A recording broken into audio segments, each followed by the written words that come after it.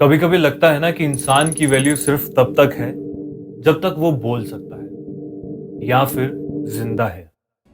लेकिन जब वो चला जाता है तो सब कुछ, हर एक दोष, हर एक इल्जाम उस पर डाल दिया जाता है। इंसान खत्म तो सब कुछ खत्म, और बाकी सब जैसे चुप्पी ही साध लेते हैं, जैसे कुछ हुआ ही ना हो। AI-171, एक और क्रैश, एक और हेडलाइन, एक और पायलट जिसने अपनी जान दे दी, और फिर भी सब कुछ उसी पर डाल दिया जाता है। मीडिया ने बोला pilot error, air traffic control ने बोला उनकी जजमेंट गलत थी। तो मतलब ये कि अब उनका बोलना कौन सुनेगा? वो तो जिंदा ही नहीं रहे, तो अब उनसे जवाब कौन मांगेगा? मुझे सिर्फ ये समझ नहीं आता कि जब एक प्लेन उड़ता है तो पूरा सिस्टम होता है उसके पीछे। बोइंग का एयरक्राफ्ट, एयरलाइन की मेंटेनेंस, वेदर अपडेट्स, रनवे की कंडीशन, सब कुछ। पर जब क्रैश होता है तो ब्लेम सिर्फ एक इंसान पे, जो उस वक्त कॉकपिट में अकेला फाइट कर रहा था, अपनी और सबकी जिंदगी के लिए। और ये कोई नया नहीं है। इंडिया में प्लेन्स के प्रॉपर चेक नहीं होते। जो लोग एविएशन में काम करते हैं वो सब जानते हैं। कितनी बार फ्लाइट्स आपको टाइम पे मिल जाती है, डिले नहीं होती, बिकॉज सेफ्टी को कितनी बार इग्नोर कर दिया जाता है ताकि फ्लाइट्स टाइम पर निकल जाए। क्योंकि आजकल सिर्फ ओटीपी के पीछे पड़े हैं। ये आपके फोन का ओटीपी नहीं है, जिसका मतलब है ऑन टाइम परफॉर्मेंस। आजकल सब लोग, हर एक एयरलाइन सिर्फ उसी के पीछे पड़ी हुई है। और अगर मैं बोइंग की बात करूं, उनकी हिस्ट्री तो इतनी कंट्रोवर्शियल है। 737 मैक्स आपको याद है, हंड्रेड्स में लोग मारे गए थे, पर उन पे तो ये मीडिया ने कभी पायलट एरर तो नहीं बोला। वहां इन्वेस्टिगेशन हुई, और यहां तो सिर्फ स्केपगोट चाहिए होता है। मुझे सबसे ज्यादा ये देखकर दुख होता है कि उनकी फैमिलीज क्या फील कर रही होंगी। जितने कैबिन क्रूज थे, जितने पैसेंजर्स थे, जरा सोचिए। और सबसे ज्यादा पायलट्स के, जिनके ऊपर सारा दोष डाल दिया गया।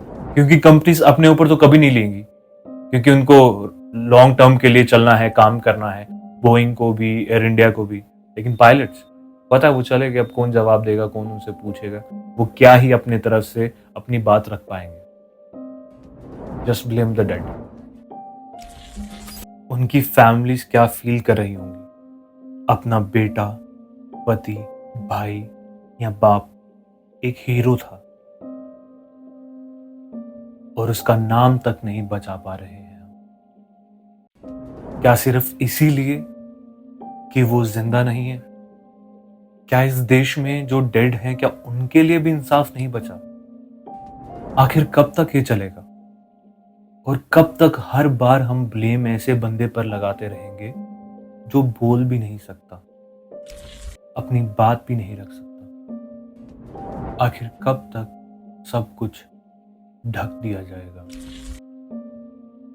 वो पायलट शायद गलती नहीं कर रहा था, वो फाइट कर रहा था। उसने सब कुछ ट्राई किया, सबको बचाने की कोशिश करी, लेकिन सिस्टम फेल हुआ। लेकिन ब्लेम उसी पर डाल दिया गया। मैं ये वीडियो इसलिए नहीं बना रहा कि व्यूज आए, मैं इसलिए बना रहा हूं क्योंकि दिल टूट गया। मुझे दरअसल आज इस न्यूज के बारे में पता चला, और मुझे बहुत दुख हुआ। और मैं ये ऐसे बोलना चाहूँगा कि सूत्रों के हवाले से पता चला है कि बोइंग की इसमें बहुत बड़ी एक गलती है। आपने भी यूट्यूब पर बहुत सारी वीडियोस देखी होंगी जिसमें बोइंग के ऊपर एक स्टिंग ऑपरेशन हुआ था। तो वहाँ पे उनके खुद के एम्प्लॉयज़ ने मना कर दिया था कि हम कभी बोइंग के किसी भी एयरक्राफ्ट पे, जो 787 है, ऐसे वाले, इन पर ट्रैवल नहीं करेंगे खुद। अपनी फैमिली को लेकर तो बिल्कुल भी नहीं।